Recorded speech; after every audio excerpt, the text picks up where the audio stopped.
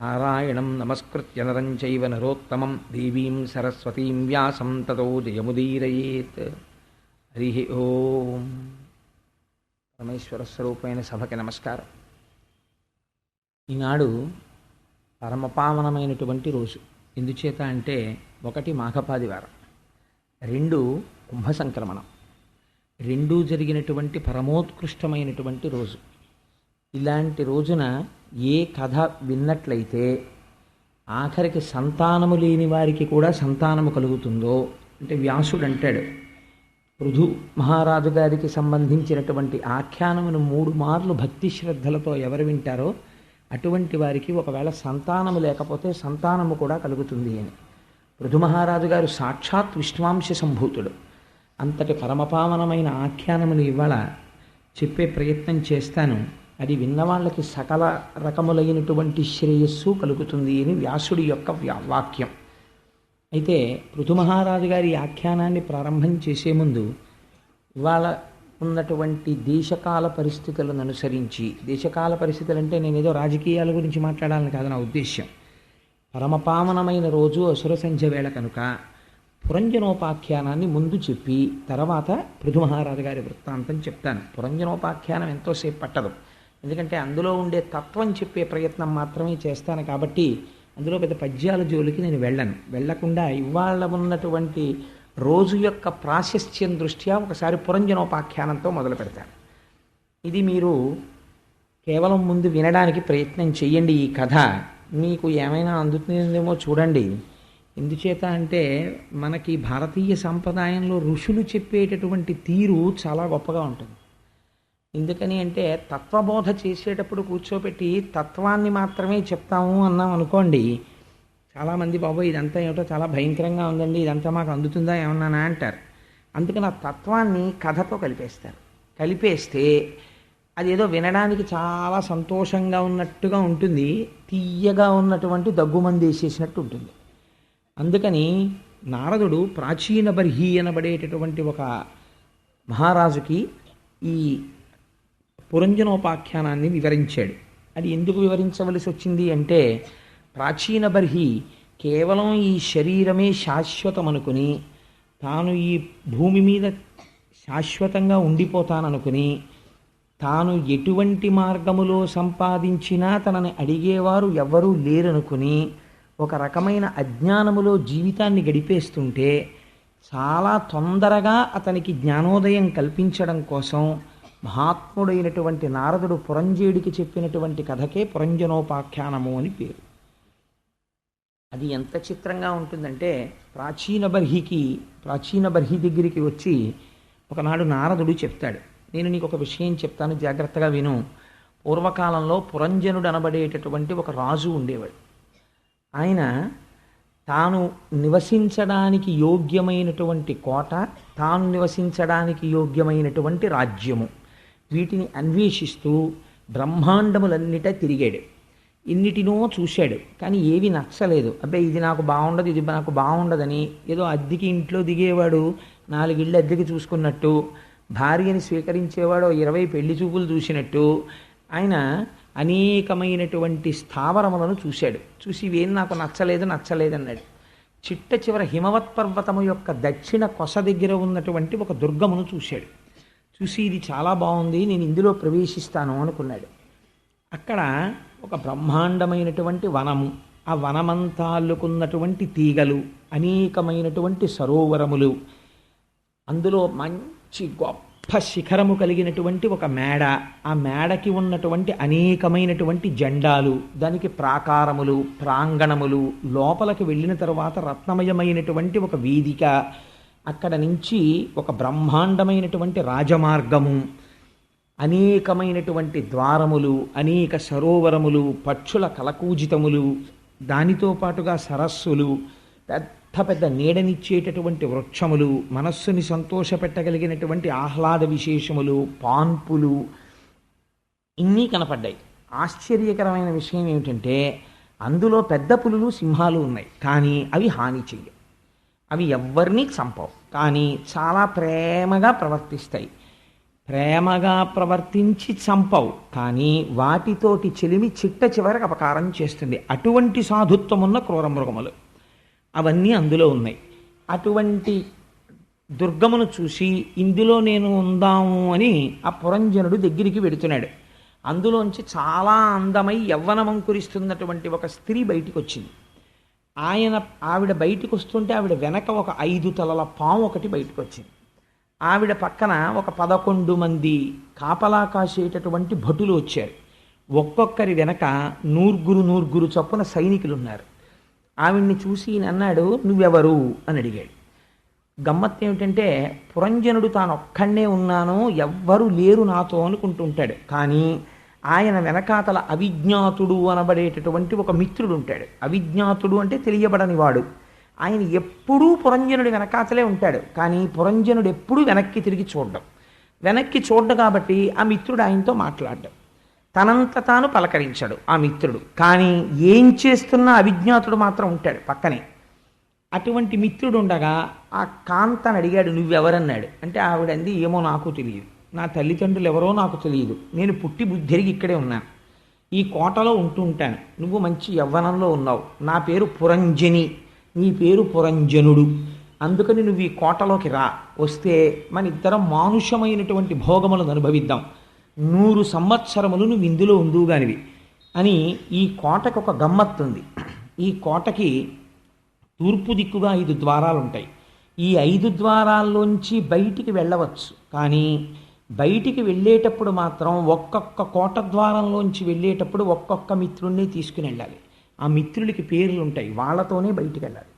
అలా వెడితే ఆ ద్వారంలోంచి ఒక భూమి చేరుతావు, ఆ దేశంలో నువ్వు విహరించవచ్చు, మళ్ళీ వెనక్కి వచ్చేయచ్చు అని చెప్పింది.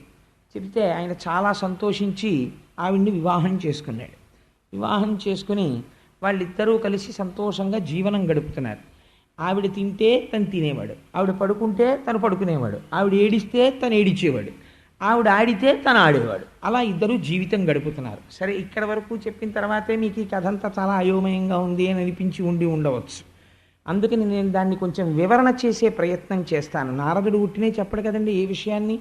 పురంజనుడంటే ఎవరో కాదు, పురంజనుడంటే మనమే. మన కథే చెప్తాడు ఆయన. పురంజనుడంటే అస్తమానం మనం ఈ శరీరంలోనే ఉండంగా కొంతకాలం అయిపోయిన తర్వాత కాలగతిలో ఈ శరీరాన్ని విడిచిపెట్టేస్తాం. విడిచిపెట్టిన తర్వాత మళ్ళీ ఏ శరీరములో ప్రవేశించాలి అన్నది నిర్ణయం జరుగుతుంది. సాధారణంగా మనుష్యుడై భోగలాలసత ఉన్నవాడెవ్వడూ కూడా నేను మళ్ళీ దరిద్రుణ్ణై పుడదాం, లేకపోతే నేను కళ్ళు లేనివాడిగా పుడదాం, చెవులు లేనివాడిగా పుడదాం అని అనుకోడు. మళ్ళీ నేను చాలా సంతోషంగా అన్ని భోగములను అనుభవించగలిగినటువంటి శక్తితో జన్మించాలనే కోరుకుంటాడు తప్ప మోక్షం అని ఎవడు అడుగుతాడు? ఎవరు అడగడు. ఎవడో ఉంటాడు కోటికొక్కడు. అందుచేత ఇటువంటి పురంజనుడు కోట కోసం వెతుకుతున్నాడు. చెట్టుగా పుట్టడానికి ఇష్టపడడం, ఎందుకంటే కదలదది, అన్ని భోగస్థానాలు దానికి లేవు. జంతువుగా పుట్టడు. వెతికాడు. దక్షిణ దిక్కుకు హిమవత్ శృంగమునందు వేలాడుతున్న కోటని చూశాడు. దక్షిణ దిక్కున ఊరికి శ్మశానం ఉంటుంది. అంటే ఏనాటికైనా శ్మశానమును చేరవలసినటువంటి ఒక శరీరములో ప్రవేశించడానికి సిద్ధపడ్డాడు. ఈ శరీరము దగ్గరికి వెళ్ళేటప్పటికీ అక్కడ సరోవరాలున్నాయి, లతలున్నాయి, చెట్లున్నాయి, లోపల అనేకమైనటువంటి భోగస్థానములున్నాయి, సాధుత్వమును ప్రకటించేటటువంటి పెద్ద పులులున్నాయి, సింహాలున్నాయి, పక్షుల కొలపూజితాలున్నాయి. ఏమిటి ఇవన్నీ? శరీరం లోపలికి వచ్చిన తరువాత పైకి కనపడరు, కానీ మనకి చాలా బాంధవ్యములను ఒకే శరీరముతో పెంచుకున్న వాళ్ళు కొన్ని వేల మంది ఉంటారు. ఒకడు అన్నయ్య అంటాడు, ఒకడు తమ్ముడు అంటాడు, ఒకడు తండ్రి అంటాడు, ఒకడు బాబయ్య అంటాడు, ఒకడు మామయ్య అంటాడు, ఒకడు ప్రభువు అంటాడు, ఒకడు సేవకుడా అంటాడు. ఇలా కొన్ని వేల మంది ఆయనతో అనుబంధం పెట్టుకుంటారు. ఈ అనుబంధాలన్నీ చూసుకుని లేచిన దగ్గర నుంచి నేను వాడితో ఏం మాట్లాడాలి, వీడితో ఏం మాట్లాడాలి, నేను వాడికి ఏం చెయ్యాలి, నేను వీడికి ఏం చెయ్యాలి, దీంతో సరిపోతుంది. కాబట్టి ఈ అనుబంధాలన్నీ ఏమిటి? కాలగతి యందు ఈశ్వరుణ్ణి సేవించడానికి అవకాశం ఇవ్వవు. కాబట్టి ఏమైపోయింది? ఇవి సాధుత్వముతో కూడిన క్రూర మృగములు. నీ యొక్క విలువైన కాలమును తినేసి నిన్ను మృత్యువు వైపుకి నడిపిస్తున్నాయి. కాబట్టి ఇక్కడికి వెళ్ళేటప్పటికీ దానికి ఒక పెద్ద మేడ ఉంది. ఆ కోటకి ఏమిటా మేడ? తలకాయే. శరీరానికి ఏముంటుంది? పైన ఒక చక్కటి అందమైన తలకాయ ఉంటుంది, దాని మీద మంచి పూల లతలు, వెంట్రుకలు, వీటికి ఉన్నంత సంతోషం ప్రపంచంలో ఎవరికైనా ఉంటుందండి? వెంకటాచలం వెళ్ళి తలనీలాలు ఇమ్మంటే ఎంత బెంగో కొంతమందికి. ఎందుకంటే ఏదో వీటితోటి తాను తెచ్చేసుకున్నట్టు, దీంట్లోనే సమస్త బ్రహ్మాండాలు ఉండిపోయినట్టు సంతోషపడిపోతుంటారు. అందుకని ఆ వెంట్రుకలే పూల తోటలు, ఈ చేతులు కాళ్ళు ఇవన్నీ కూడా అగట్టలు, ఈ లోపల ఉండేటటువంటి భోగస్థానములు, ఇంద్రియాలు, ఈ లోపల మాత్రం ఒక రత్నములతో కూడిన వేదిక ఉన్నది, అదే హృదయస్థానం. అక్కడ ఈశ్వరుడు ఉంటాడు. అక్కడ ఒక పాన్పు ఉన్నది, దాని మీద మనం రాత్రి వేళ నిద్రపోతాం. అంటే ఇంద్రియాలు మనస్సు బడలిపోయి ఎక్కడికి వెళ్ళిపోతాయి? వెనక్కి వెళ్ళిపోయి ఆత్మలో ప్రవేశించి నిద్రపోతాయి. ఏమీ తెలియని స్థితి, సుషుప్తి. అందుకని అక్కడ ఒక పాన్పు ఉంది. ఆ పాన్పు మీద పురంజనితో కలిసి పడుకుంటాడు. ఈ పురంజని ఎదురొచ్చింది. నువ్వు నన్ను వివాహం చేసుకో అంది. నువ్వెవరు అన్నాడు. నాకు తెలియదు అంది. ఆవిడ బుద్ధి. ఆవిడిని 5 తలల పాము కాపాడుతుంటుంది. అవే పంచ ప్రాణాలు. ప్రాణ అపాన వ్యాన ఉదాన సమానములు అనేటటువంటి 5 ప్రాణాలు. ఈవిడితో పాటు 11 మంది భటులు వచ్చారు. వాళ్లే పంచ జ్ఞానేంద్రియాలు, పంచ కర్మేంద్రియాలు. 10 మనస్సు, 1 11. ఈ 11ంటికి ఒక్కొక్క దానికి కొన్ని 100 వృత్తులు ఉంటాయి. ఈ వృత్తులన్నీ కలిపి వాళ్ళ వెనక ఉన్న భటులు. ఇంతమందితో కలిసి ఆవిడొచ్చింది. వివాహం చేసుకోమన్నాడు. చేసుకుంది. లోపల సంతోషంగా కాలం గడిపేస్తున్నాడు. ఆవిడ ఒక మాట చెప్పింది. ఏమయ్యో, ఈ కోటకి తూర్పు దిక్కుగా 5 ద్వారాలు ఉన్నాయి. అందులోంచి బయటికి వెళ్ళేటప్పుడు మాత్రం నువ్వు ఒక్కొక్క స్నేహితుడినే పట్టుకుని వెళ్ళాలని చెప్పింది. ఏమిటో తెలుసా అండి ఆ ద్వారాలు? మనం అందరం సుఖాలు అనుభవించేటటువంటి స్థానాలే ఆ ద్వారాలు. పనులు చేయడానికి మనందరం ద్వారాల నుంచే కదా బయటికి వెళ్తాం. జీవుడు కూడా వాటిలోంచే బయటికి వెళ్ళి చూస్తూ ఉంటాడు, వ్యాపకాలు చేస్తూ ఉంటాడు. తూర్పు దిక్కునున్న మొట్టమొదటి 2 ద్వారములే ఈ 2 కళ్ళు. ఈ 2 కళ్ళతో జీవుడు బయట ప్రపంచాన్ని చూసి దాంతో సమన్వయం అవుతూ ఉంటాడు. 1వ ద్వారము పేరు ఖజ్యోత, 2వ ద్వారము పేరు అవిర్ముఖి. ఎంత చిత్రమైన పేరులో చూడండి. ఈ 2 ద్వారములలోంచి బయటికి వెళ్ళేటప్పుడు ఒక్కొక్క స్నేహితుడితో వెడతాడు. ఒకడు జుమంతుడు, ఒకడు మిత్రుడు. జు అంటే కాంతి, మిత్రుడంటే సూర్యుడి పేరు. మీరు ఈ కళ్ళతో లోకాన్ని ఎప్పుడు చూడగలరు? వెలుతురు ఉంటే చూడగలరు. అందుకని ఈ కంటితో ఈ 2 మిత్రుల్ని పట్టుకుని ఎక్కడికి వెడుతూ ఉంటాడు? విభ్రాజితము అనబడేటటువంటి దేశానికి వెడుతుంటాడు. వెళ్ళి ఈ లోకాన్నంతటి చూస్తూ ఉంటాడు. కాబట్టి ఇవి 2 ద్వారాలు. తర్వాత కిందకొస్తే ఈ 2 ద్వారాలు. ఈ 2 ద్వారాలకి పేర్లు నళిని, నాళిని అని 2 ద్వారాలు. ఈ 2 ద్వారాలతో బయలుదేరినప్పుడు అవధూతుడు అన్న స్నేహితుడిని పట్టుకుంటాడు. 2 స్నేహితులు ఉంటారు. ఒక స్నేహితుడితోటే వెడతాడు. ఇందులోంచి బయటికి వెళ్ళినా ఒకడే స్నేహితుడు అవధూతుడు. అవధూతుడు అంటే అంతటా తిరుగువాడు. వాయువు అన్న స్నేహితుడిని పట్టుకుంటాడు. దేనికి ఎడతాడు? సౌరభం అన్న దేశానికి ఎడతాడు. అంటే వాసనలు పీలుస్తూ ఉంటాడు ఈ ముక్కుతోటి. సౌరభం అంటే వాసన. అందుకని అవధూతుడి సాయంతో నళిని, నాళిని గుండా సౌరభం అన్న దేశానికి వెళ్ళి వెనక్కి వస్తూ ఉంటాడు. 3వది ఒకటే ద్వారం ఇది. ఆ ద్వారం పేరేమిటి అన్నారు అంటే దీని పేరు నోరు, వక్త్రము. ఒకే ద్వారంలోంచి బయటికి వెడతాడు. కానీ వెళ్ళేటప్పుడు ఒక్కొక్కసారి బయటికి వెళ్ళేటప్పుడు ఒక స్నేహితుడు భుజం మీద చెయ్యేస్తాడు. ఆయన పేరు రసజ్ఞుడు. ఒక్కొక్కసారి బయటికి వెళ్ళేటప్పుడు రసజ్ఞుడిని నువ్వు వద్దులేరా అంటాడు అని విపణుడు అన్న ఆయన్ని పిలిచి ఆయన భుజం మీద చెయ్యేస్తాడు. చెయ్యేసి వెడుతుంటాడు. ఎక్కడికి ఎడతాడు? రసజ్ఞుడితో వెళ్ళినప్పుడు బహూదకము అన్న దేశానికి ఎడతాడు. విపణుడు అన్న ఆయనతో వెళ్ళినప్పుడు ఆపణము అన్న దేశానికి ఎడతాడు. అంటే ఏమిటో తెలుసా అండి? నోటితో రసజ్ఞుడు అంటే ఒక్కొక్కసారి పండు, కాయి, అన్నం, చక్కెర పొంగలి, పులిహార నోట్లో పెట్టుకుని రుచిని తెలుసుకుంటూ ఉంటాడు. అదే రసజ్ఞుడు అంటే ఆ మిత్రుడితో వెడతాడు. ఒకటే ద్వారం, 2వ దానికి ఉపయోగపడుతుంది. అది దేనికి అంటే విపణుడితో వెళ్ళి ఆపణం చేస్తాడు. ఆపణం అంటే మాట్లాడడం. పనికి మాలినవన్నీ మాట్లాడుతుంటాడు. ఈశ్వర సంబంధమైన విషయాలు తప్ప మిగిలిన అక్కర్లేనివన్నీ మాట్లాడతాడు.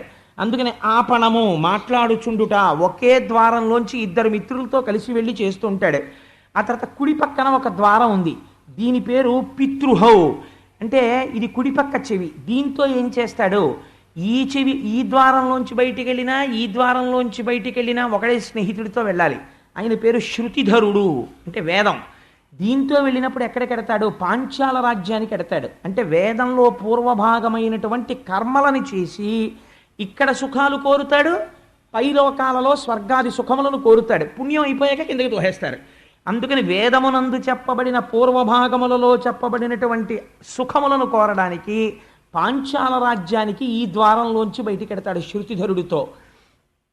చాలా కాలమైన తర్వాత ఒక గొప్ప గురువు దొరికితే అప్పుడు మాత్రమే ఈ ద్వారంలోంచి బయటికి వస్తాడు. ఇప్పుడు కూడా శృతిధరుడి మీదే చెయ్యేసుకుని బయటికి వస్తాడు. కానీ ఉత్తర పాంచాల రాజ్యానికి ఎడతాడు. ఉత్తర పాంచాల అంటే నివృత్తి మార్గం. సుఖములు కోరుకోడు, కేవలం ఈశ్వరుణ్ణి చేరుకుంటాను, నాకు అది చాలంటాడంటే మోక్షాన్ని కోరుకుంటాడు. అది వేదము యొక్క ఉత్తర భాగం. అందుకని ఎడమ చెవి అనబడేటటువంటి ద్వారంలోంచి వెళ్ళినప్పుడు మోక్షాన్ని కోరుతాడు. ఆ తర్వాత ఉత్తరాన్నించి వెళ్ళేటటువంటి ద్వారానికి దేవహు అని పేరు. అలాగే తూర్పుకి తిరిగి ఈ కోటకి కింద భాగంలో ఒక ద్వారం ఉంది, అదే మూత్రద్వారం. దాని పేరు దుర్మధుడు. అక్కడ మదాన్ని కల్పించేటటువంటి ఆవేశం ఉంటుంది. ఆ ద్వారంలోంచి బయటికి వెళ్ళినప్పుడు దుర్మధుడి భుజం మీద చెయ్యేస్తాడు. చెయ్యేసి ఒక సుఖమనబడేటటువంటి సామ్రాజ్యాన్ని చేరుతాడు. ఏమిటా సామ్రాజ్యము? గ్రామికము. పశువులు కూడా పొందుతున్న సుఖమేదో ఆ సుఖాన్ని పొందుతున్నాడు. అందుకని గ్రామికమైనటువంటి దేశానికి వెడతాడు. పడమటన అంటే వెనక భాగమునందు ఒక ద్వారం ఉంది, మలద్వారము. అందులోంచి బయటికి ఎడతాడు. లుబ్ధకుడు. లుబ్ధకుడు అంటే ఉన్నదాన్ని బయట పెట్టడు, అసలు లోపలే కూర్చుని ఉంటుంది, బలవంతంగా తోస్తే బయటికి ఎడుతుంది. అందుకని దాని పేరేమిటి? వైశసము. రెండు రకాలుగా వెడుతుంది. అలా బయటికి వెళ్ళేది మలద్వారం ఒకటి. రెండవది నేను వెళ్ళను నేను వెళ్ళను నేను వెళ్ళను అని జీవుడు పట్టు కూర్చుంటాడు. ఈ పురాన్ని బలవంతంగా తీసేస్తారు ఇందులోంచి. అంత పేచీ పెట్టి శరీరం మీద, తన భోగముల మీద, తన ఐశ్వర్యం మీద కాంక్ష పెంచుకున్న వాణ్ణి తరిమి తరిమి తరిమి ఇదే శరీరంలో అధోభాగమున ఉన్నటువంటి అపానవాయు మార్గం గుండా వెళ్ళిపోతాడు. అలా వెళ్ళిపోతే వైశసము అనేటటువంటి భయంకరమైన నరకంలో యాత్ర మొదలు పెడతాడు. అందుకని అధోభాగము గుండా వెడతాడు. అందుకని ఈ ద్వారాలు ఉన్నాయి. ఇవి కాకుండా తన రాజ్యమునందు ఎందరో ఉన్నారు ప్రజలు. కానీ పురంజనుడు మాత్రం ఎప్పుడూ ఇద్దరు కళ్ళు లేని వాళ్ళు ఉన్నారు, పుట్టుకతో అంధులు వాళ్ళు. వాళ్ళిద్దరి భుజాల మీద చేతులు వేస్తాడు. వేసి వాళ్ళతో కలిసి వెడుతుంటాడు. ఒక ఆయన భుజం మీద చెయ్యేస్తాడు, ఆయన తీసుకెడుతుంటాడు. ఈయన్ని కళ్ళు లేనివాడు, ఆయన నడిపిస్తే ఈయన నడుస్తూ ఉంటాడు. అలా తీసుకెళ్లేటటువంటి ఆయన్ని నిర్వాక్ అని పిలుస్తారు.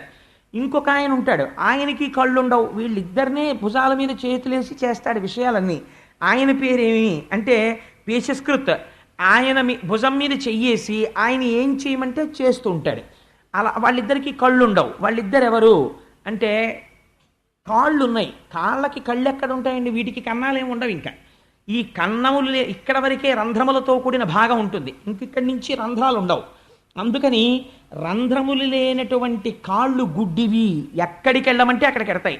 భాగవతం వినడానికి వెళ్ళు వెడతాయి, దేవాలయానికి వెళ్ళు వెడతాయి, చూడకూడని ప్రదేశమునకు వెళ్ళు వెడతాయి. అందుకని వీటికి కళ్ళు లేవు, ఎక్కడికి తీసుకెళ్ళమంటే అక్కడికి వెళ్ళిపోతాయి అంతే. అందుకని వీటితో వెడతాడు. ఇంకొక దాని మీద చెయ్యేసి ఇంకో అంధుడి మీద వాడు చెప్పినవి చేస్తుంటాడు. చేతులు, వీటికి కన్నాలు ఉండవు. ఏం చేయమంటే అవి చేస్తాయి అంతే. ఇవి ఈశ్వర పూజ చెయ్యి చేస్తాయి, ప్రసాదం బుచ్చుకుంటాయి, నమస్కారం చెయ్యి చేస్తాయి, దిక్కుమాల పనులు చేయి చేస్తాయి. వాటికి ఏం స్వాతంత్రం ఉండదు. కాబట్టి ఏమైంది? ఇద్దరు అంధులతో చేస్తాడు. ఈ ఇద్దరు గుడ్డి వాళ్లతో చేసినటువంటి పనులు సాధారణంగా పురంజనుణ్ణి పట్టుపురుగు తన నోటిలోంచి వచ్చినటువంటి పట్టుపురుగుతో గూడు కట్టుకుని ఆ పట్టుకాయలో పడుకుంటుంది. కానీ మెల్లమెల్లగా ఒకడు కన్నేస్తాడు ఆ పురుగు చుట్టూ ఉన్న పట్టు దారం మీద. కన్నేసిన వాడు పట్టుకాయ కోసి లోపల ఉన్న పురుగుని పైకి తీయడానికి దారాన్ని కోసేస్తే ముక్కలవుతుందని, పురుగు చచ్చిపోవాలి, దారం దక్కాలి. అందుకని మరుగునీళ్లలోకి పట్టుకెళ్ళి ఈ పట్టుకాయలు వేసేస్తాడు. లోపల ఉన్న పురుగు తాను కట్టుకున్న గూటిలో తాను ఉడికి చచ్చిపోతుంది. అప్పుడు తీసుకెళ్ళి ఒక కండికి పెట్టి దారాన్ని ఒలిచేసుకుంటాడు, ఈ కాయల్ని కాకులకి విసిరేస్తాడు. అలా తాను చేతులతో చేసినటువంటి దుష్కర్మల చేత తానే బంధింపబడుతుంటాడు. అందుకని ఇద్దరు గుడ్డి వాళ్లతో తిరుగుతున్నాడు.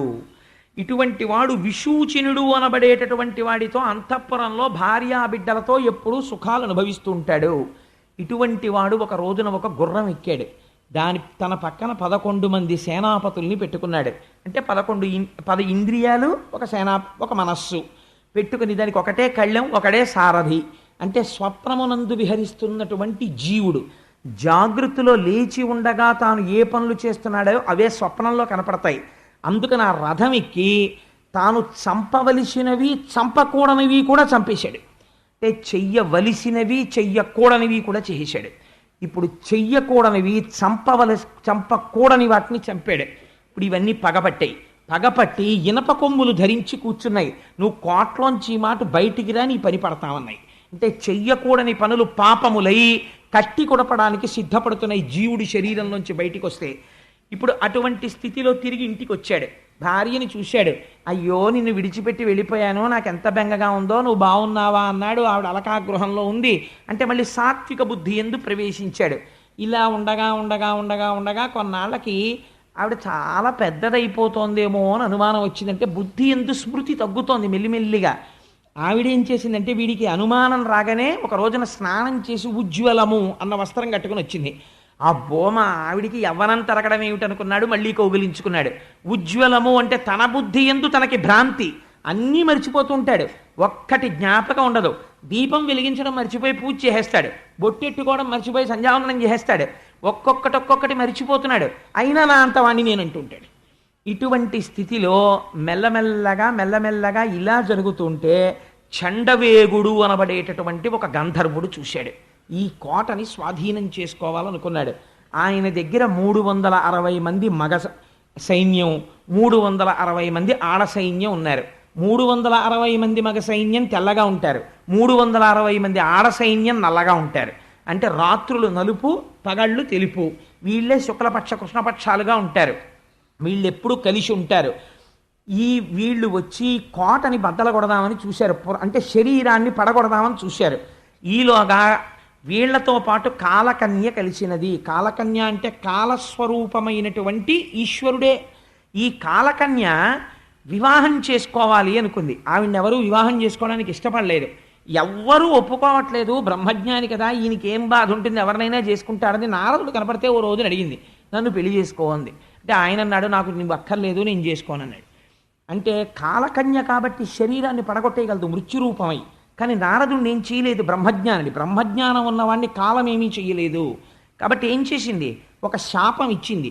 నువ్వు ఎక్కడా స్థిరంగా ఉండగా 3 లోకాల్లో తిరుగుతూ ఉండదు, నాకేం బెంగ, నామని చెప్పుకుంటూ తిరుగుతూ ఉంటానన్నాడు ఆయన.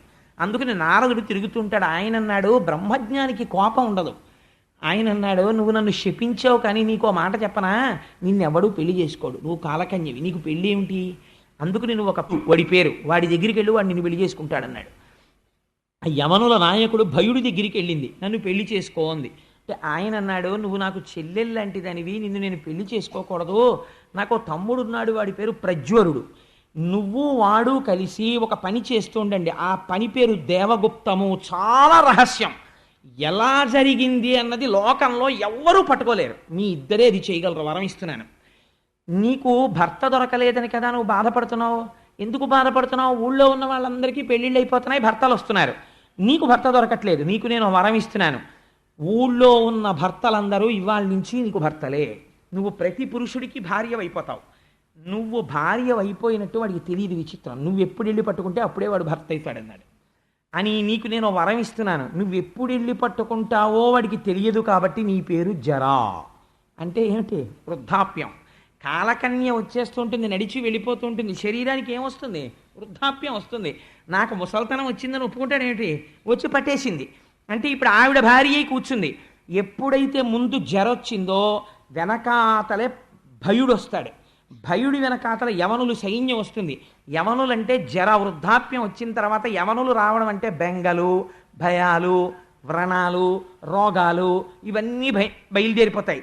ఇవన్నీ ఏమిటో ఇలా వస్తోంది, అస్తమానం నొప్పి వస్తోంది, ఏమైపోదు కదా అంటాడంటే తను చచ్చిపోతానేమో అని బెంగ మొదలు. అందుకని చెప్పి భయుడు వస్తాడు. ఆఖరణ వీళ్ళ తమ్ముడు వస్తాడు, వాడి పేరు ప్రజ్వరుడు. అంటే పెద్ద జ్వరం వస్తుంది, అంటే ఓ పెద్ద జబ్బు వస్తుంది. వాడు ఏం చేస్తాడు, సంధిబంధములు విడగొట్టేస్తాడు. అంటే ఇప్పటి వరకు ఉన్న పటుత్వాన్ని ఊడగొట్టేస్తాడు. ఊడగొట్టేసిన తర్వాత వీడి పురంజనుడు లోపల పడుకుని ఇంకా తన భార్యనే తలుచుకుంటూ సేవకులు తెచ్చినవి తింటూ ఇందులో ఉండిపోతే బాగుండు అంటుంటాడు. అంటే ఇంకా తన భార్యని తలుచుకుని ఇంద్రియాలతో తాను చేసిన పనులు గుర్తు తెచ్చుకొని సంతోషపడిపోతుంటాడు. ఇలా ఉండగా ఉండగా ఒక రోజున ఈ జరా అనబడేటటువంటి స్త్రీ ఒక దేవగుప్తాన్ని నిర్వహిస్తుంది. అంటే ఎవ్వరికీ తెలియని రహస్యమైన పని చేసేస్తుంది. ఏమిటా పని? ఈయన అందరినీ ఆదమరిపించి నిశ్శబ్దంగా ఈయన కోట్లోంచి బయటికి తోసేస్తుంది. అంటే వాడికి మృత్యు వచ్చేసింది. అందరూ ఉంటారు మంచం చుట్టూ. ఎప్పుడు పోయాడండి, ఎటువైపు నుంచి పోయాడో ఎవ్వడూ చెప్పలేడు. కాబట్టి ఏమిటది? దేవగుప్తము. ఎవరు చేశారు? జర వలన జరిగిపోతుంది. దేవగుప్తం చేసేస్తుంది. అయిపోయింది. ప్రజ్వరుడు, భయవుడు, యవనులు, జర కలిసి దేవగుప్త కార్యాన్ని నిర్వహిస్తారు. ఆఖరణ పురంజేయుడు బయటికి వెళ్ళిపోతున్నప్పుడు 5 పడగల పాము బయటికి వెళ్ళిపోయింది. అంటే ప్రాణ అపాన వ్యాన ఉదాన సమానములనేటటువంటి 5 ప్రాణములు కూడా వెళ్ళిపోయాయి.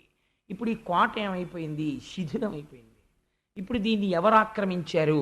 ఇంకో కోట వెతుక్కుని మళ్ళీ వెళ్ళిపోతారు. వీళ్ళందరూ ఓ కోట శిథిలం అయిపోతే దాన్ని పట్టుకోరు. ఆ దిక్కుమాలనాడు పోయాడని మళ్ళీ ఇంకో కోటకు పోతారు. ఆ కోట వాడిని పట్టుకుంటారు. అందుకని ఈ కోట ఏమైంది? అగ్నిహోత్రంలో పడిపోయింది, కాలిపోయింది పురంజనుడి కోట.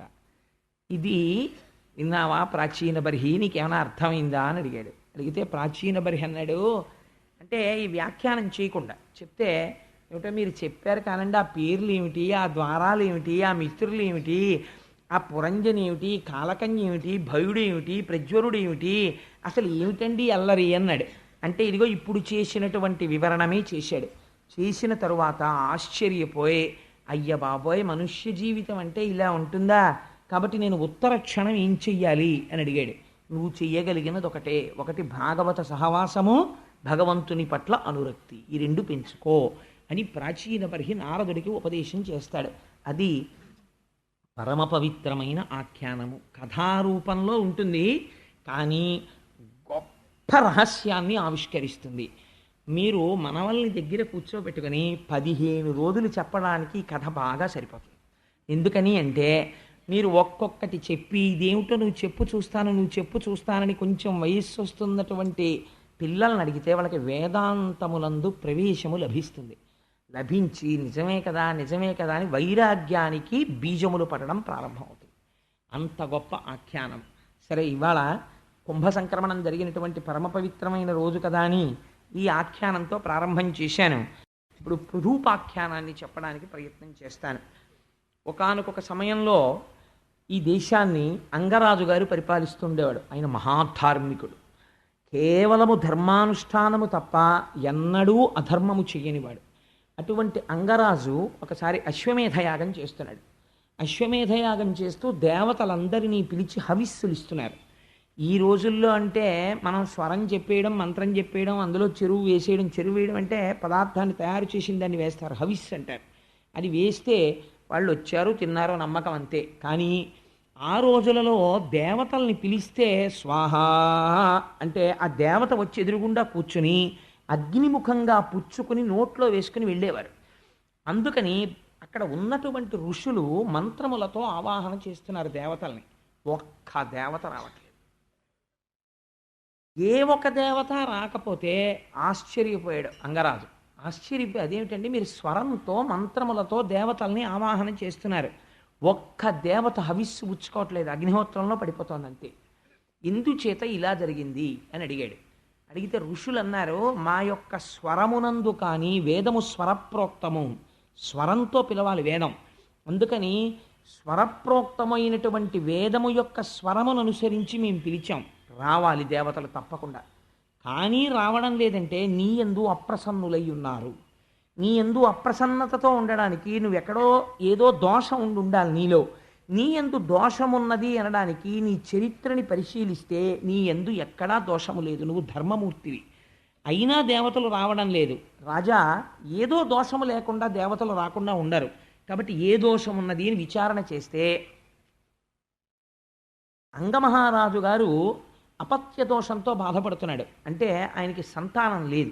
అందుచేత యజ్ఞములో వారిచ్చిన హవిస్సులు తీసుకోవడానికి దేవతలు రాలేదు. కాబట్టి ఇప్పుడు నీకు ఉత్తర క్షణం సంతానం కలగాలి. నీవు చేసినటువంటి పాపములు గత జన్మలలోవి ప్రతిబంధకంగా ఉండడం వల్ల ఈ జన్మలో నీకు సంతానము కలగడం లేదు. ఇప్పుడు ఈ ప్రతిబంధకాన్ని తీసేయాలి. తీసేయాలంటే దానికి ఏమిటి నివారణోపాయం? ప్రపంచంలో మహానుభావుడైనటువంటి శ్రీమన్నారాయణుడు ప్రసన్నుడు కావాలి. అందుకని శ్రీమన్నారాయణుణ్ణి ప్రసన్నం చెయ్యడానికి మేము వేరే యాగం చేస్తాం. ఆ యాగము చేత శ్రీ మహావిష్ణువు తృప్తి పడితే నీకు సంతానము కలుగుతుంది అన్నారు. అంటే సరే యాగము చెయ్యమన్నాడు. ఆ యాగం చేశారు. యాగము పూర్తవగానే అంటే భగవంతుని యొక్క అనుగ్రహము అంటే ఎలా ఉంటుందో చూడండి, ధర్మశాస్త్రం అంటే ఎంత నిక్కచ్చిగా ఉంటుందో చూడండి. యాగము పూర్తవగానే అందులోంచి బంగారు వస్త్రములను ధరించి చిత్ర విచిత్రములైన మాలలు వేసుకుని చేతిలో బంగారు కలశమును పట్టుకుని ఒక పురుషుడు యజ్ఞగుండంలోంచి ఆవిర్భవించాడు.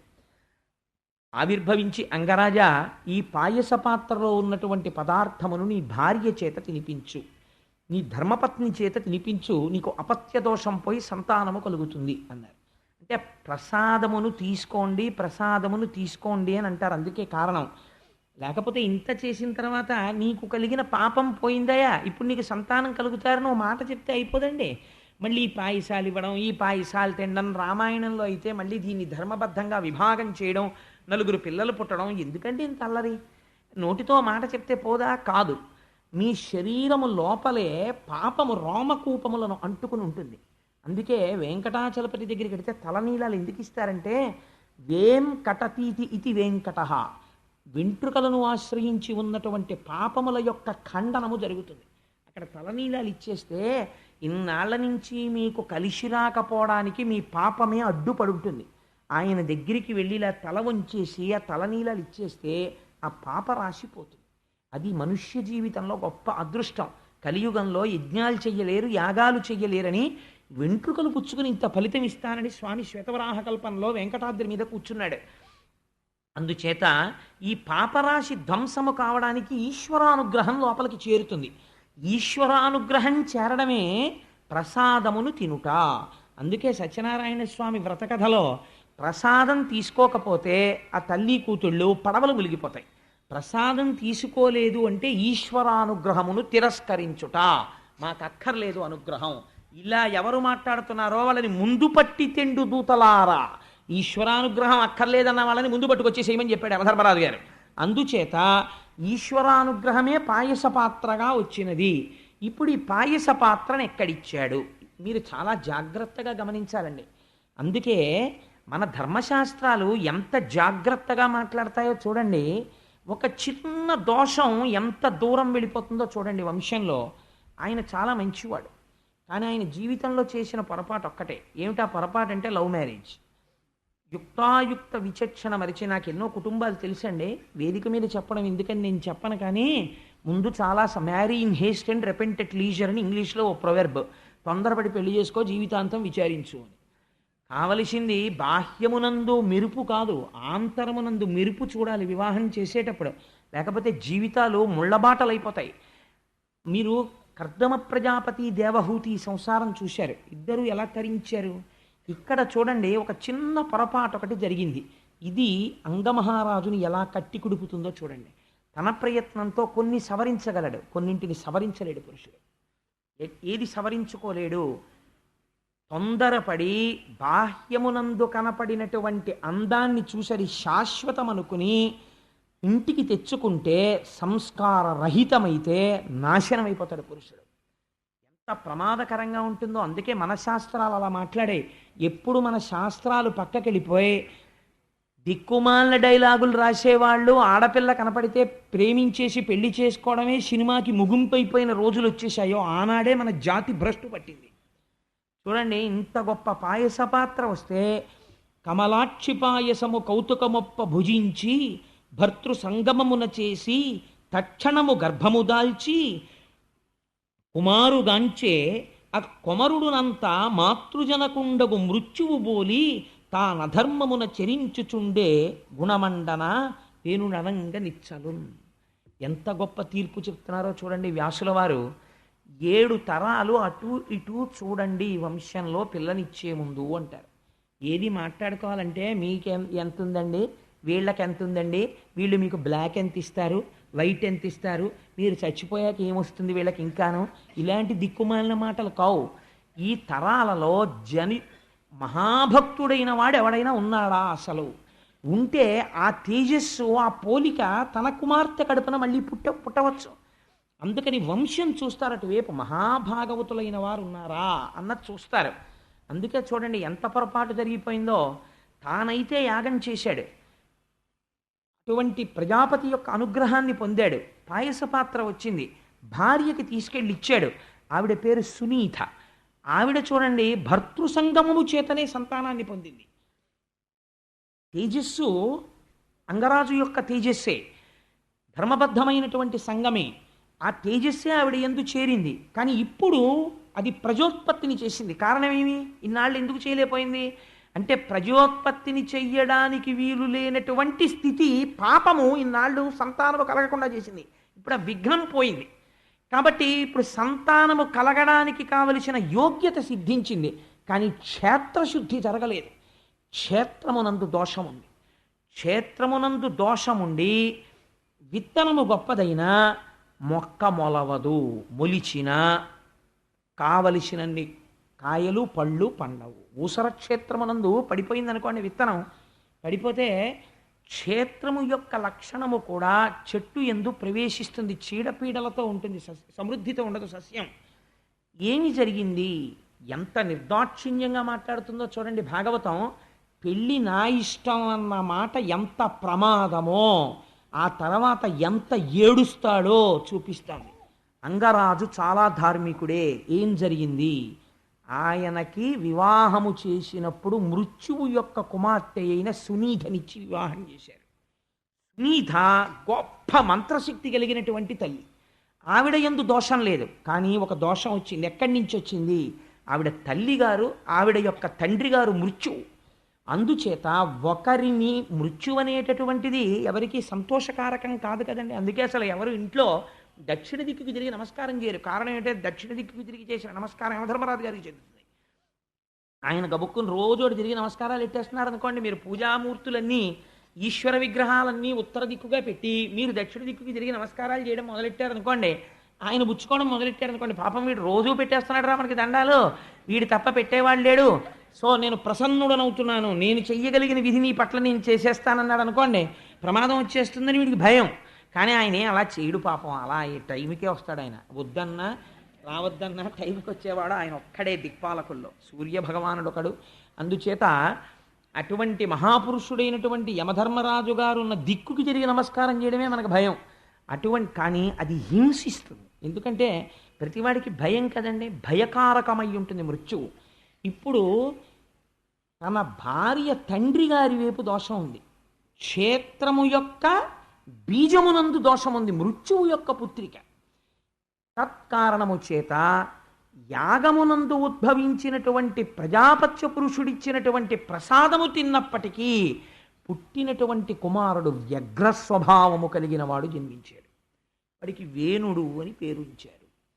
కాబట్టి వాడు ఏం చేసేవాడు? ఇది భాగవతంలో నీ జీవితాన్ని సంస్కరించుకోవడం నేర్చుకోవడం మొదలుపెట్టు. అన్నిటికన్నా చాలా జీవితంలో గొప్ప విషయం ఏదో తెలుసా అండి? వివాహమే. ఎందుకో తెలుసా? వివాహం అనే సంస్కారం మనిషిని ఎటువైపుకైనా తిప్పేస్తుంది. ఒక్కొక్కసారి మహాభక్తుడైనటువంటి వాళ్ళ కుటుంబంలో పుట్టినవాడు ఉంటాడు. నేను వేదిక మీద చెప్పవచ్చో చెప్పకూడదో నాకు తెలియదు, కానీ ఒక ఉదాహరణ చెప్తాను, పేర్లు చెప్పకుండా. నాకు తెలిసి చాలా ధార్మికమై చాలా భగవంతుని పట్ల నిష్ఠ కలిగినటువంటి ఒక కుటుంబంలో ఒకే ఒక కొడుకు ఉండేవాడు. అతను చాలా మంచివాడు. అతనికి వెతికి వెతికి వెతికి వెతికి వెతికి 175 పెళ్లి చూపులు చూసి ఒక అమ్మాయిని తెచ్చి పెళ్లి చేశారు. ఇంత సౌందర్య రాశి లేదు, ఇంత గొప్పది లేదని. వివాహం అయిపోయిన వారం రోజులకి ఆ అమ్మాయి భర్తతో ఏమందో తెలుసా అండి? I hate A man like you, కనీసం సిగరెట్ కాల్చడం నీకు చేత కాదా అని అడిగింది. ఆవిడ పోరు పడలేక వాడు సిగరెట్ కాల్చడం నేర్చుకున్నాడు. ఆ తర్వాత ఏమిటే ఎప్పుడే సంధ్యావందనం పూజ, వాట్ ఈజ్ ఆల్ దిస్? ఏమిటి what is all this non sense? ఇంట్లో సరదాగా లిక్కర్ పార్టీకి వెళ్ళాలి, యవ్వనం అనుభవించాలి, నువ్వు తాగు నేను తాగుతాను, సంతోషంగా గడపాలి మనం. ఏమిటివన్నీ? ఈ ఫోటోలు ఏమిటి, ఈ ఏడు విష్ణుమూర్తి బ్రహ్మ ఏమిటివన్నీ? 4 పక్షులు అలాంటివి పట్ల పెట్టుకుందాం ఇంట్లో చక్కగా. యవ్వనానికి దీప్తి కల్పించే ఉండాలి. క్రమక్రమంగా ఇవాళ ఆయన ఏ స్థితికి చేరాడో తెలుసా అండి? తన తల్లి మరణిస్తే తల్లిగారి శవాన్ని నలుగురు శవవాహకులు పట్టుకుని తీసుకెళ్లేటటువంటి వైదిక ప్రక్రియను అతను అంగీకరించలేదు. పక్షులు తింటే కడుపు నిండుతుంది, అలా చెయ్యాలి, నేను సముద్రపు ఒడ్డున పారేస్తానన్నాడు. అంటే అలా చెయ్యొద్దని చెప్పి బంధువులందరూ ప్రాధేయపడి ఆవిడికి అంత్యేష్టి సంస్కారం నిర్వహించారనుకోండి, ఎంతమంది ఏమన్నా ఇవాళ తను మాత్రం ఆ స్థాయిలోనే ఉన్నాడు. ఎందువలన? ఒకవేళ నేను చెప్పిన వృత్తాంతమును తెలుసున్న వాళ్ళు ఎవరైనా ఉంటే ఈ సభలో వాళ్ళ కుటుంబము వద్ద ప్రస్తావన చేయకండి, బాధపడతారు. కాబట్టి ఎందువల్ల ఇంత మార్పు వచ్చింది చెప్పండి నాకు. ఒక భార్య వల్ల వచ్చేసింది. అదే మీరు తులసీదాస్ గారిని తీసుకోండి. తులసీదాస్ గారు భార్యా సంగమానికి అర్ధరాత్రి వేళ అరణ్యంలో బయలుదేరి పరిగెత్తుకుంటూ వెళ్ళి పావుని పట్టుకుని పైకెక్కాడు. మేడ మీద కావిడంది, నా మీద నీకున్న భ్రాంతిలో 1,00,000 వంతు ఈశ్వరుడి మీద ఉంటే తరించిపోదురా అంది. తులసీదాస్ గారు మహాభక్తుడైపోయాడు. సో వివాహం అనేటటువంటిది, జీవిత భాగస్వామి అనేటటువంటిది చాలా జాగ్రత్తగా ఉండాలండి. ఆడపిల్లకి సంస్కారం ప్రయత్నపూర్వకంగా నేర్పాలి తల్లిదండ్రులు. లేకపోతే ఇక్కడ కొంతకాలం ఉంటుంది, పర్వాలేదు, వీళ్ళ సౌమ్యం పోయిందండి, ఏం చేసినా హర్షిస్తారు. ఎందుకంటే తల్లిదండ్రులన్న ఆపేక్ష ఉంది కాబట్టి. ఆ ప్రేమ చేత నువ్వు ఊరుకుంటావు, నాశనం చేసేస్తుంది ఇంకో వంశం దగ్గరికి వెళ్ళి. అక్కడికి వెళితే ఏం చేయడం వచ్చు? వంట పేడాబోయేది రాకపోతే ఒక మహాత్ముడు వస్తే ఏం మాట్లాడాలో తెలియదు, ఎలా పెట్టాలో తెలియదు. ఒక మహాత్ముడు ఇంటికి దేవతార్చనకు వస్తే ఆయన చేతిలో పరిశేచనం చేయడానికి నీళ్లు ఎన్ని మాటలు పొయ్యాలో తెలియదు, తనకు మడిబట్ట కట్టుకోవడం అంటే ఏమిటో తెలియదు, మాఘపాదివారం వస్తే సూర్యనారాయణమూర్తికి ప్రసాదం ఎలా పొంగించిందో తెలియదు. అందుకే కూతురు చెడుగైన మాత తప్పు, తల్లిదే తప్పు అంతే. తల్లి దగ్గర పెట్టుకొని నేర్పి తీరవలసిందే సంస్కారాన్ని. ఈవిడ నేర్పని కారణానికి వేరొక వంశం నాశనం అయిపోతుంది అవతల వైపు. నీ పిచ్చ ప్రేమ హద్దులో ఉండాలి. నీ కూతురి యందు నీకు ప్రేమ ఉంటే దానికి ఒక అవధి ఉండాలి, దానికి ఒక నియతి ఉండాలి, దానికి ఒక మర్యాద ఉండాలి.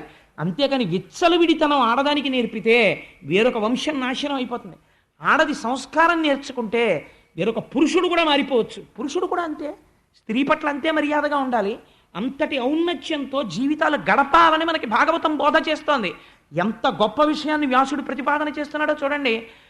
అందుచేత ఇటువైపు నుంచి ఉన్నటువంటి దోషమునకు ఏమైనది, వేణుడు వ్యగ్రతతో జన్మించినాడు కాబట్టి ఏం చేసేవాడు, అది జన్మతః వచ్చిన బుద్ధి, అది బోధకి మారడం కూడా చాలా కష్టం. అది ఇంకా పుట్టుకతో వచ్చిన బుద్ధి పుడకలతో పోతుంది అంతే ఇంక మళ్ళీ.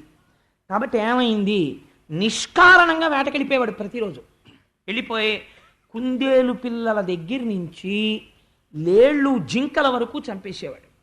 ఆ చంపడంలో అర్థం లేదంటే ఇంకా వ్యగ్రత. ఒకటి చచ్చిపోతుంటే తనకు ఆనందం, తను తిరిగి వచ్చేస్తుంటే పిల్లలందరూ క్రీడా మైదానంలో ఆడుకుంటూ ఉండేవారు. ఆడుకుంటుంటే బడిత పట్టుకుని పిల్లల్ని చచ్చిపోయే వరకు కొట్టేసేవాడు. పిల్లలు చచ్చిపోయేవారు, సంతోషంగా ఇంటికి వెళ్ళిపోయేవాడు. ఎందుకని మాతామహుడి వైపు నుంచి వచ్చేసింది పోలిక. వచ్చేయడంలో అందుకే 7 తరాలు చూస్తారండి. మళ్ళీ అటువంటి చీడ పురుగు మళ్ళీ పుట్టే అవకాశం ఉంటుంది. కాబట్టి తాను చేసిన పాపం తనతో ఆగదు, తర్వాత తన పిల్ల మనవలు మునిమనవలు ఇంతమంది పాడై చరిత్రే వక్రీకరింపబడిపోతుంది. చాలా జాగ్రత్త సుమా. జీవితం అంటే ఏమిటో అనుకుంటున్నావు, హ్యాండిల్ విత్ కేర్ జీవితమే అన్నది చూపిస్తున్నాడు వ్యాసుడు. కాబట్టి ఏమైంది, ఇలాంటి పిల్లవాడిని రోజు దగ్గర కూర్చోబెట్టుకుని అంగరాజు ధర్మబోధ చేసేవాడు. ఒరే నాయనా, లేక పుట్టావు, పుత్రకామేష్టి చేశాను, చేస్తే పుట్టినవాడివి, నీ దురంతములు వినలేకపోతున్నాను. ప్రతిరోజు రాజ్యంలో ఉన్న వాళ్ళు వచ్చి మా పిల్లల్ని చంపేశాడని చెప్పడమే, ఇదేమి ప్రారంధం రా, ఇలా చెయ్యకని చెప్పేవాడు. ఈయన చెప్పడం, కనుబొమలు ఎగరేసేవాడు. తండ్రి పట్ల మర్యాద ఉండేది కాదు, గౌరవం ఉండేది కాదు. మళ్ళీ తెల్లవారి లేవడం, మళ్ళీ పాపకృత్యాలు చేయడం. ఒకరోజు రాత్రి తండ్రి ప్రాణం విసిగిపోయింది. వైరాగ్యం కమ్స్ లైక్ ఫ్లడ్ అంటే ఇదే.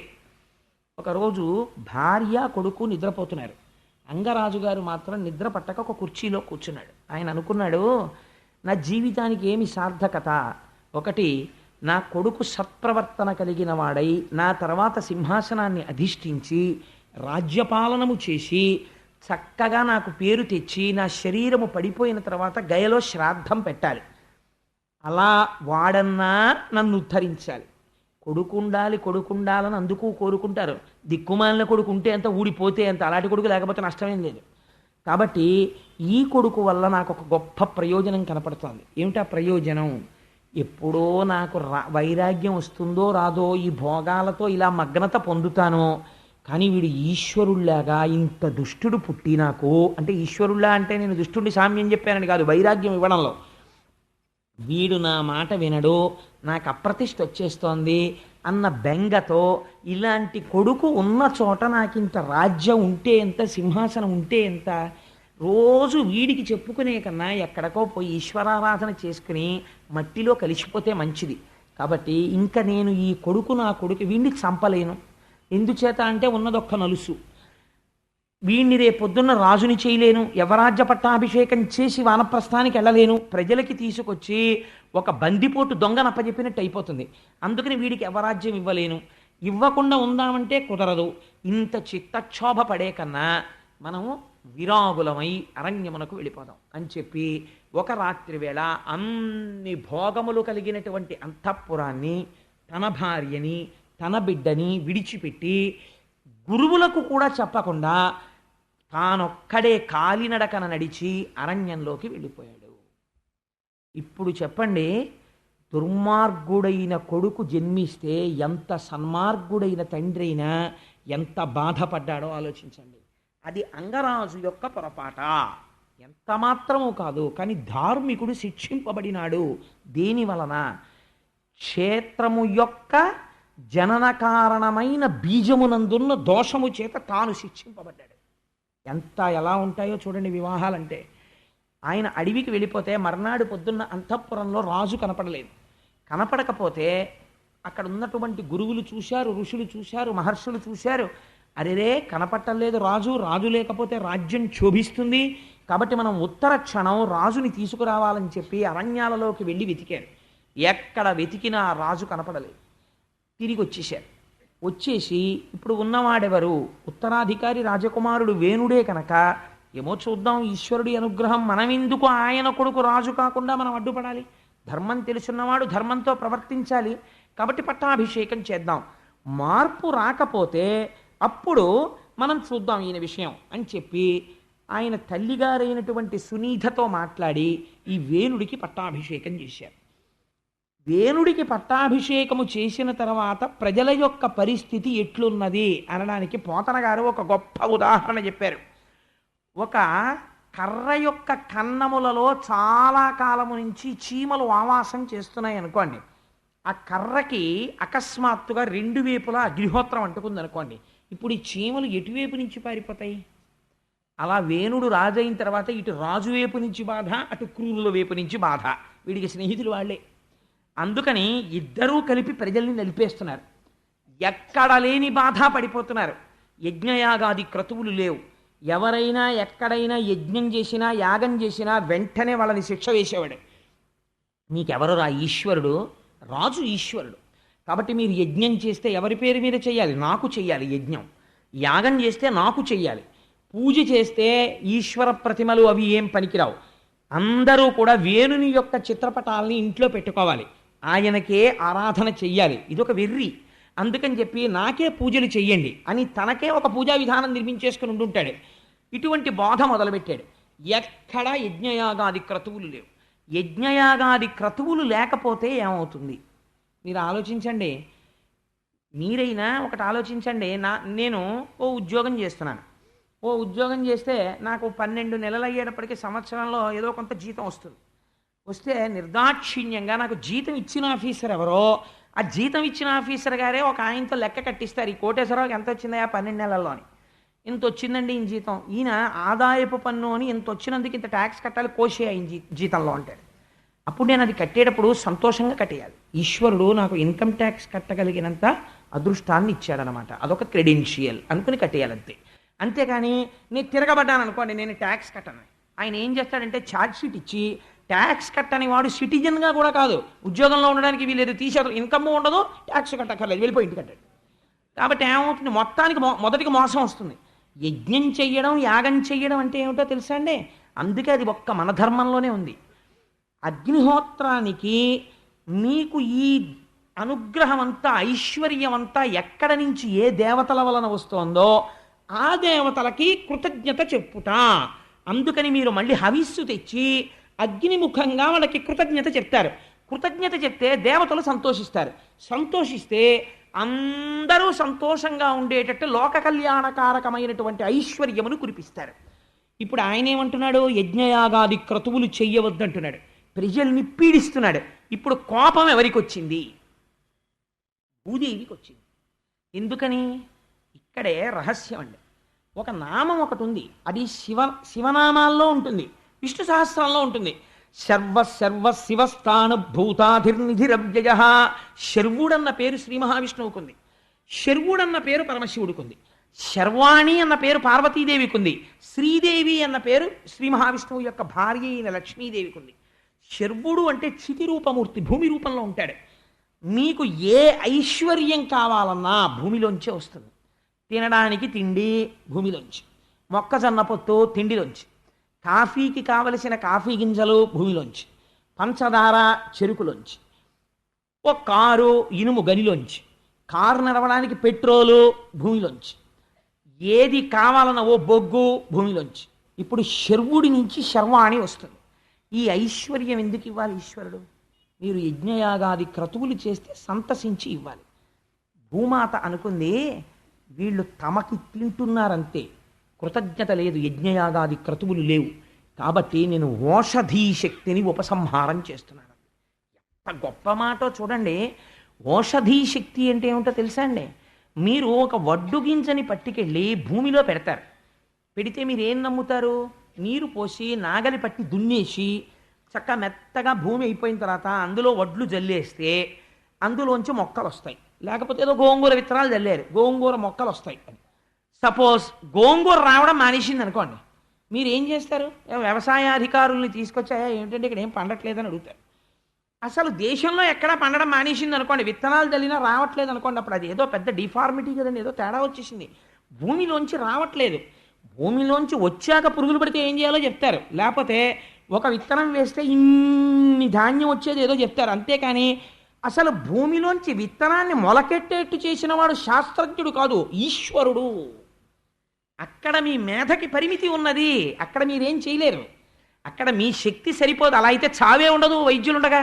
మరి 1,000,000 మంది వైద్యులు కూడి వచ్చినా కానీ మరణమయ్యడి వ్యాధి మాంపలేరు. ఎందుకు ఆగట్లేదు? ఈశ్వరాజ్ఞ ఒకటి ఉంది, లేకపోతే మనుష్యుడు ఆగుతాడేంటి? అలాగే మీరు బయటికి వస్తున్నటువంటి ఫలాన్ని పెంచగలరేమో, లేకపోతే ఒక్క మొక్క వేస్తే ఇన్ని గింజలు వచ్చేది ఇన్ని గింజలు వచ్చేట్టు చేయగలరేమో, కానీ అసలు గింజలోంచి మొక్కొచ్చేటట్టు చేయడం మీ చేతిలో లేదు, ఈశ్వరానుగ్రహ రూపమైన మట్టిలో ఉంది. ఈ అనుగ్రహం నేను ఎందుకు ఇవ్వాలని అడిగింది మట్టి, భూమి. వాడు మళ్ళీ కృతజ్ఞత చెప్పాడా? యజ్ఞం చేశాడా? లేవు, యజ్ఞం లేదు, యాగం లేదు, తనకి తింటున్నాడు, దేవతలకి పెట్టకండి అంటున్నాడు. వీడికి నేను ఎందుకు ఇస్తాను? కాబట్టి ఈ మళ్ళీ పునరుత్పత్తి చేయగలిగిన ఓషధీ శక్తిని ఉపసంహారం చేసేస్తున్నాను. కాబట్టి జల్లుతాడు, మొక్కలు రావు. కాబట్టి ఇప్పుడు పంట ఎక్కడ ఉంటుందండి? లేదు. ఉన్నది ఏం చేస్తాడు? తినేస్తాడు. తినేసిన తర్వాత ఏమవుతుంది? ఆకలి చావులు మొదలైపోతాయి. ఉన్నవెన్నాళ్ళు సరిపోతాయి? ఓషధీ శక్తి భూమికి ఉంటేనే బతుకుతారు. ఇది కారణం. పృథివిని చూస్తే కంచి వెళ్ళి పృథివీలింగానికి అభిషేకం భారతీయులు ఎందుకు చేశారంటే, చేతకాని వాళ్ళై పాలు పట్టుకెళ్ళి పెరుగు పట్టుకెళ్ళి నెయ్యి పట్టుకెళ్ళి శివలింగాల మీద పోయి లేదు, పృథివీ యొక్క శక్తికి నమస్కారం చేశారు. చేసి ఇది ఈశ్వర శక్తి అని వాళ్ళు నమస్కరించారు. అలా దర్శించినది మన ఋషులొక్కరే. అందుచేతనే యజ్ఞయాగాది క్రతువులు వచ్చాయి. ఈ క్రతువులాగితే భూమికి కోపం వచ్చి ఓషధీ శక్తిని ఉపసంహారం చేసింది. మీకు మా వీడియోలు నచ్చినట్టయితే మా ఛానల్ని సబ్స్క్రైబ్ చేసుకోండి.